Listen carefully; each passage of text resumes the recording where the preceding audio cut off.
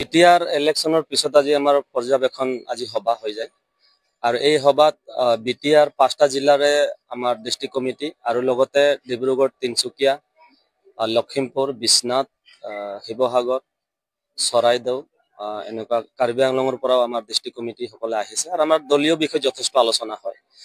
আৰু যোৱা BTR election যদিও আমি 9টা জায়গাত আমি প্ৰাৰ্থীটো দিছিলো, আমি হয়তো এটাও জিকিবলৈ সক্ষম হোৱা নাই, কিন্তু তাৰ মাজতে আপোনালোকে জানে ইলেকশনৰ আগে আগে যোৱা 19 তাৰিখে আমাৰ অসমৰ ৰাইজৰ হিয়াৰ আমঠু জুবিন দাৰ যি অকাল মৃত্যু হৈ গ'ল, তাতে আমাৰ যিখিনি কাৰ্যকৰ্তা জয় ভাৰত পাৰ্টিৰ যিখিনি কাৰ্যকৰ্তা একেবাৰে মৰ্মোহিত হৈ গৈছিলে আৰু সকলোৱে নতুন প্ৰজন্মক লৈ পেলাই আমি চলি আছো আৰু সকলোৱে জুবিনদাৰ অনুৰাগী হিচাপতে আছিলে আৰু জুবিনদাৰ মৃত্যুৰ পিছত সকলোৱে কেম্পিং কৰাই বাদ দিছিলে আৰু আমি এটা সমষ্টি নিজিকাৰ সেইটো এটা কাৰণ হয়। তো গতিকে যি হল হৈ গ'ল, আমাৰ যথেষ্ট আলোচনা হৈছে আৰু এটা ভাল লাগিছে যে প্ৰত্যেকটা সমষ্টিত আমি 9,000, 10,000, 7,000 এনেকুৱাকে আমি ভোট পাইছো। গতিকে ইমান মানুহ আমাৰ লগত আছে নতুন দল হিচাপত ভাল লাগিছে।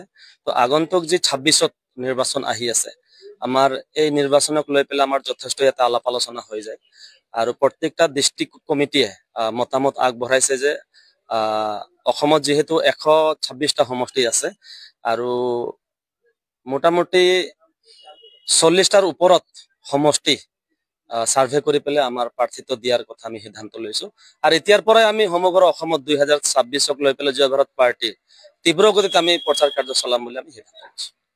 হয়, আমাৰ প্ৰাৰ্থীটো আছে, এতিয়াও আমাৰ লগত যোগাযোগ হৈ আছে আৰু 2026 চনত ধৰক আমাৰ দলটোৱে আমি জন্ম লাভ কৰাৰ পিছত আমি পঞ্চায়তত আমি প্ৰাৰ্থীটো দিছিলো, তাৰ পিছে পিছে আমি পৰিষদীয় ইলেকশ্যনত প্ৰাৰ্থীটো দিছিলো।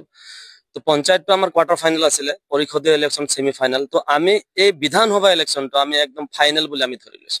গতিকে য'ত য'ত আমাৰ ভুল হৈছিল, য'ত য'ত ঠেকা খাইছো তত তত শিকিছো, সেনেকা ধৰণৰ কথা। গতিকে এইবাৰ 2026ত আমাৰ যিমান প্লান পলিচি লৈ পেলাই আমি কাম কৰি যাম। চাওক, চবতকে দুখৰ কথা অসমৰ ৰাইজৰ হিয়াৰ আমঠু জুবিন দা আজি আমাৰ মাজত নাই, মানে মনটোৱে মানি নলয়।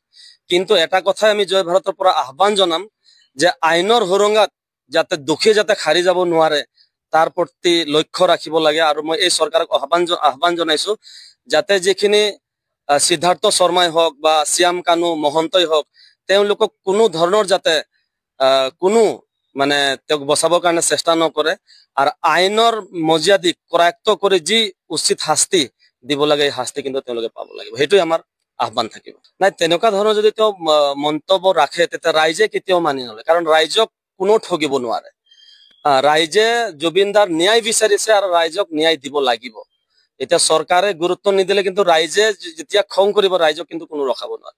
গতিকে মই মুখ্যমন্ত্ৰী ডাঙৰীক আহ্বান জনাইছো যে ইয়াতে কোনো অৱহেলা নকৰি পেলাই যি দোষী, এই দোষীক উচিত শাস্তি দিয়াত যাতে তেওঁৰ যাতে মুখ্য ভূমিকা তেওঁ পালন কৰে, তাকে মই আহ্বান জনাইছো।